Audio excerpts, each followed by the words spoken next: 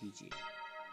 श्री रामचंद्र कृपालु भज मन हरण भव भय दारुणम् नव कंज लोचन कंज मुख कर कंज पद कंजारुणम् कंदर्प गणित अमित छवि नव नील नीरद सुंदरम् पटपीठ मानहु तडित रुचि सुचि नौमि जनक सुतावरम् शिरमुकुट कुण्डल तिलक चारु उदार अंग विभूषणम् आजानुभुज शर चाप दर संग्राम जित कर दूषणम् भज दीन बंधु दिनेश दानव दैत्य वंश निकंदनम् रघुनंद आनंद कंद कौशल चंद दशरथ नंदनम् इति वदति तुलसीदास।